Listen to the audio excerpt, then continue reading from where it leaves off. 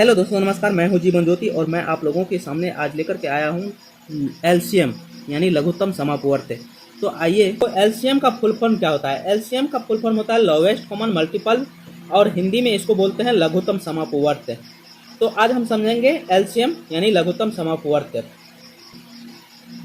आज हम एक ही वीडियो में एलसीएम और एचसीएफ को समझते हैं। तो सबसे पहले आइए हम देखेंगे लघुत्तम समापवर्त यानी कि एलसीएम कैसे बनाते हैं।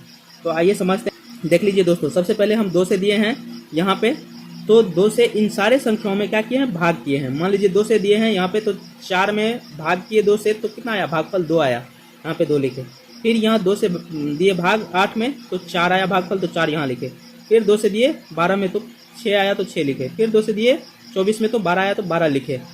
अगले टर्म में भी फिर हम वही किए, 2 से भाग लगा, तो 2 से 2 एकम 2, 2 दूना 4, 3 दूना 6, 6 दूना 12।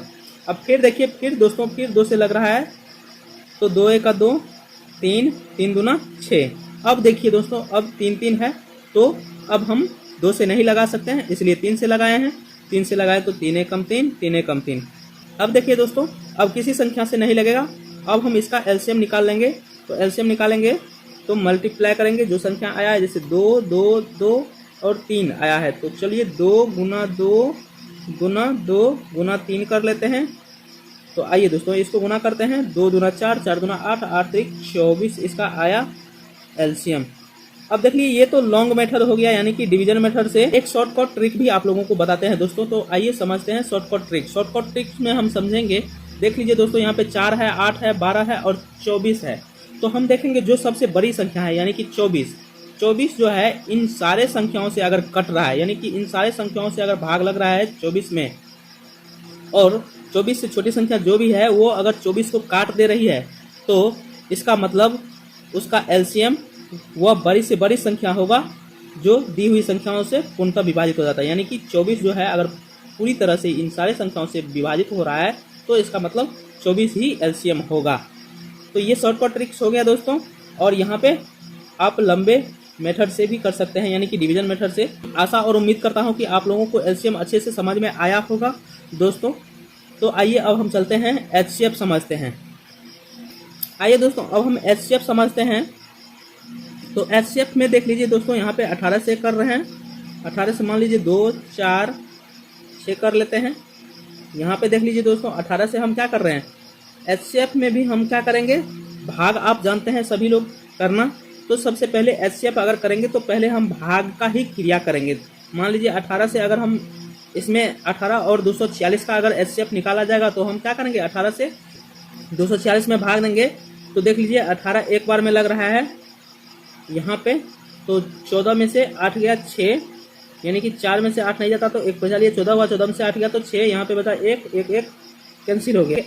इसमें ऊपर से उतर के आया 6, अब हुआ 66। तो 18 का को पढ़ेंगे, 18 का 18, 18 दूना 24, 18 तिया 54, 18 चौका 72, 72 जो कि ज़्यादा हो जाता है, तो 18 तिया लगाएंगे यानी कि 3 लगाएंगे, 18 तिया 54 यानी कि 54 हम लगाए। तो देखिए 6 में से 4 जगह तो 2, और यहाँ 6 में से 5 जगह तो 1। अब देखिए दोस्तों, यहाँ पे 12 क्या हुआ? 12 शेष बच रहा है। अब देखिए 12 जो है शेष बच रहा है, तो अब जो संख्या यहाँ पे शेष में बच रहा है, उस संख्या से जिस संख्या से पहले हम भाग कर रहे थे उसी संख्या में अब भाग करेंगे। मान लीजिए 18 से पहले कर रहे थे, तो अब जो शेष बचा उससे करेंगे किसमें? 18 में। तो यहाँ पे आ जाएगा निकल करके, देखिए एक बार में लगाएंगे 12, तो यहाँ निकल के आ जाएगा 6। यहाँ पे दोस्तों निकल के आया 6। अब 6 से करेंगे फिर यहाँ पे 12 में, अब 6 से करेंगे फिर यहाँ पे 12 में, तो 12 में करेंगे तो दोस्तों यहाँ पे 6 दूना 12, यानी कि 6 जो है पूर्ण रूपेण इसको 0 कर दे रहा है। मतलब 12 6 दूना 12 हुआ, और 12 में से 12 चला गया तो यहाँ पे कट गया, यानी कि 0 हो गया।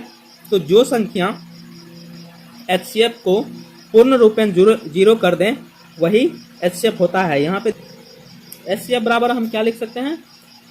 एचसीएफ बराबर हम लिख सकते हैं 6, या हिंदी में बोले तो महत्तम समापवर्तक बराबर क्या लिख सकते हैं? 6। यही इसका आंसर हो जाएगा दोस्तों। आशा और उम्मीद करता हूँ कि आप लोगों को एलसीएम और एचसीएफ अच्छे से समझ में आया होगा। अगर आप लोगों को मेरा वीडियो अच्छा लगा हो तो एक लाइक और सब्सक्राइब जरूर करें। धन्यवाद।